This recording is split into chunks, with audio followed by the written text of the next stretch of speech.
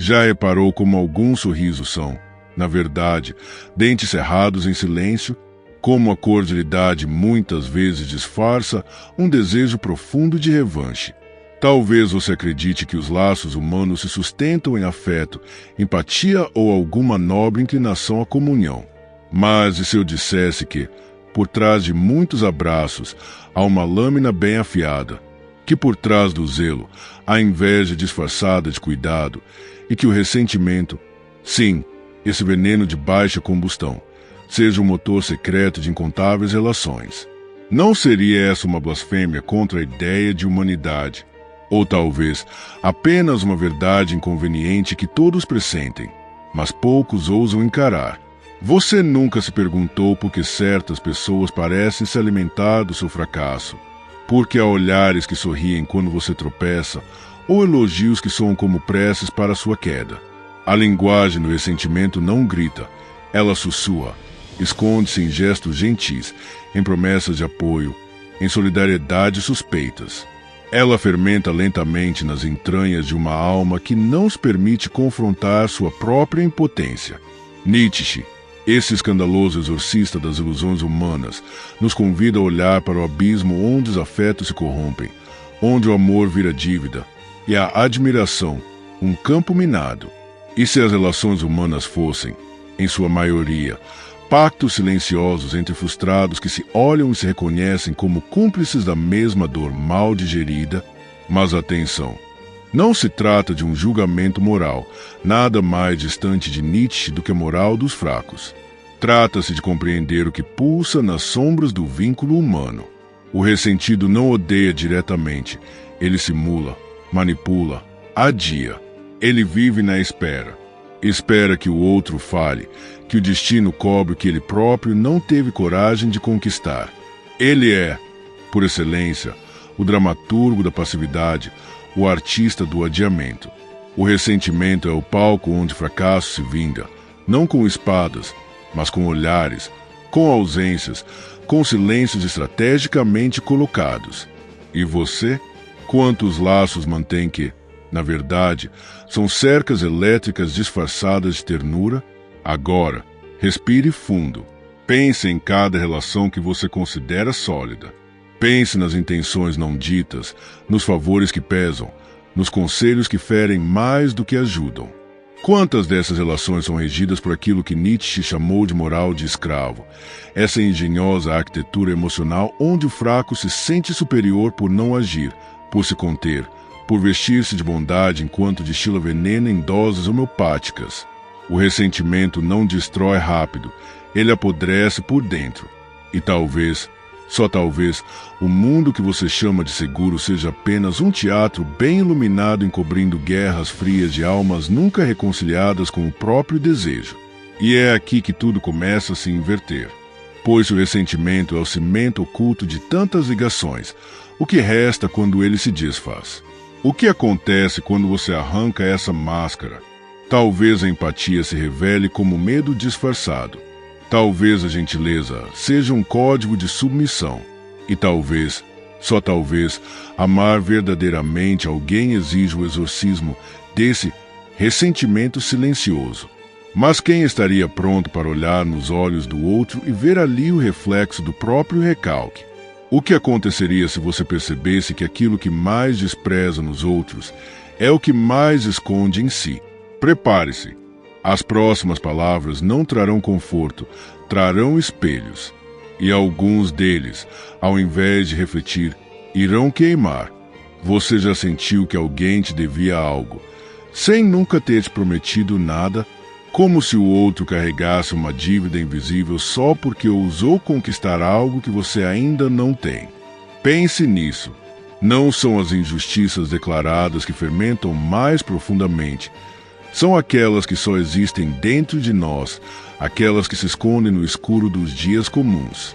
Aquelas que jamais ousamos confessar, porque ao verbalizá-las, elas nos colocariam frente a frente com aquilo que mais tememos, nossa própria impotência. É ali, nesse intervalo silencioso entre a admiração e a inveja, entre a reverência e o rancor, que o ressentimento finca suas raízes. Ele não chega como um trovão, Ele se infiltra, como água morna preenchendo lentamente os vãos da alma até que tudo esteja saturado, e já não sabemos mais onde termina o afeto e onde começa a vingança disfarçada de afeto. O ressentimento não é um grito, é uma espera. É o ódio dos que se sentem proibidos de odiar, e por isso mesmo, torna-se refinado, elegante, revestido de boas intenções e elogios que cortam como agulhas invisíveis. Quando alguém sorri ao ouvir que você fracassou, quando a ajuda chega tarde demais, quando o conselho é dado com um brilho sutil de superioridade nos olhos, ali ele está. E não pense que o ressentido sabe o que faz. Muitas vezes, ele se acredita virtuoso, acha que está sendo justo, contido, maduro. Acha que está acima do outro, justamente por ter aprendido a calar. Mas Nietzsche não nos permite essa ilusão. Ele rasga as vestes da moral e nos mostra que, muitas vezes, o que chamamos de bondade nada mais é do que a versão socialmente aceita da covardia. Porque amar exige coragem. Perdoar exige força, mas o ressentido não ama, não perdoa, não se liberta. Ele se contorce, ele se consome. E enquanto espera que o outro pague pela dor que ele não soube transformar em ação, vai aos poucos apagando o próprio brilho, até tornar-se sombra. Talvez seja mais fácil acreditar que somos bons. Mais fácil vestir a máscara da nobreza e seguir colecionando pequenas dores como quem coleciona selos, cada uma guardada com cuidado, com data, com contexto, com nome e sobrenome. E então, a cada nova relação, a cada novo encontro, despejamos sobre o outro as dívidas não pagas por pessoas que talvez já nem estejam mais entre nós. É assim que o ressentimento viaja, de geração em geração, de corpo em corpo, de gesto em gesto, disfarçado de prudência, de proteção, de cuidado. Ele se apresenta como sabedoria, mas por trás dele é apenas medo. Medo de arriscar, medo de perder, medo de ser livre. E o medo, quando não encontra saída, se organiza, se estrutura, se torna doutrina emocional. E ali nasce o ressentido, um arquiteto da vingança que não ousa assumir seu desejo de revanche, um poeta trágico que canta o bem apenas para disfarçar o quanto gostaria de destruir. E se você olhar com sinceridade, vai perceber. O ressentimento não é apenas algo que sofremos, é algo que praticamos. Todos nós, em algum momento, já sentimos prazer secreto diante do tropeço de quem parecia invencível. Todos nós já carregamos uma mágoa antiga como troféu íntimo, como sinal de uma justiça que o mundo não nos deu. Já dissemos, eu não me importo, com os olhos cheios de lágrimas. Já dissemos tudo bem com a voz embargada de veneno. E é aqui que a espiral se aperta. Porque o ressentido não odeia abertamente. Ele quer que o outro perceba sua dor, sem que ele precise expressá-la. Ele quer ser vingado, mas com elegância. Quer que o universo repare o dano, mas sem ter que levantar a mão. E quanto mais espera, mais se contorce. E quanto mais contorce, mais acredita que está certo. E que o outro, sempre o outro, é o culpado por tudo aquilo que ele mesmo não teve coragem de se tornar. Mas Nietzsche nos força a uma escolha. Ou vivemos como acusadores silenciosos do mundo, ou nos erguemos como criadores da nossa própria realidade. Não há espaço para os dois. O ressentido vive da falta, o criador do excesso. O primeiro espera que o mundo se dobre diante da sua dor. O segundo transforma a dor em força criativa. O ressentido é um juiz que nunca se suja, que nunca arrisca, que nunca se revela. O criador, por outro lado, se lança ao abismo, dança no caos, mergulha no erro e por isso mesmo transcende. Porque só quem se confronta com a própria ferida sem buscar culpados pode de fato transformá-la em algo que pulsa, que vibra, que canta. E talvez esse seja o segredo que tantos se recusam a ouvir. O ressentimento é confortável. Ele preserva o ego. alimenta o vitimismo, permite que permaneçamos pequenos sem sentirmos culpa. Mas essa pequena morte diária, disfarçada de virtude, é o que impede o renascimento de tudo aquilo que poderíamos ter sido. E você, que me ouve agora, sabe exatamente onde essa espiral toca. Porque ela não está longe, ela vive dentro. Em cada perdão que nunca foi dado, em cada palavra engolida, em cada desejo adiado para não confrontar o outro. Em cada vez que você disse tudo bem quando tudo gritava não está. Em cada relação onde você se fez menor para que o outro não se sentisse ameaçado. Em cada amizade mantida apenas para não reconhecer que aquilo nunca foi afeto, foi dívida emocional. E é nesse ponto, nesse milímetro entre a consciência e o auto-engano, que começa a ruptura. O instante em que você percebe que viver sem ressentimento é uma escolha radical.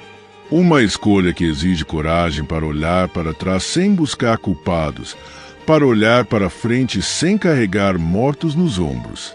Porque o ressentimento pode ser o motor oculto das relações humanas, mas só até o momento em que você escolhe abandonar a estrada onde todos caminham dormindo, e desperta, não como quem entende, mas como quem, pela primeira vez, vê. Há silêncios que gritam mais alto do que 1000 palavras, e talvez agora você consiga escutá-los. O que antes parecia apenas incômodo, tornou-se espelho. O que parecia ruído, revelou-se música. O ressentimento, esse sopro ácido que tantos carregam sem nomear, não é apenas um fardo, é também um portal. Um convite não dito para que cada relação seja revista à luz do que foi sufocado, evitado, adiado. Não a liberdade enquanto houver dívidas emocionais disfarçadas de afeto. Não a verdade onde o amor serve como moeda de troca. E talvez, só talvez, o começo de tudo esteja exatamente onde tantos fingem que nada existe, na coragem de encarar o que dói. Porque só quem já provou o gosto amargo da própria covardia sabe o valor de um gesto sincero. Só quem já usou o silêncio como arma conhece o peso de um abraço que não cura. E agora, ao final dessa jornada, não se trata de concluir nada, mas de abrir espaço. Espaço para a dúvida fértil, para o incômodo criativo, para a escolha que nasce quando o automatismo cede lugar à consciência. Talvez você ainda não tenha as palavras certas para o que sente, mas o que foi despertado, você já não pode mais negar. Que cada gesto daqui em diante seja menos resposta e mais pergunta. Que seus vínculos deixem de ser arenas de acerto de contas, se tornem tempos de presença. Que você reconheça, nas entrelinhas dos seus afetos, as armadilhas que você mesmo criou e tenha a audácia de desmontá-las.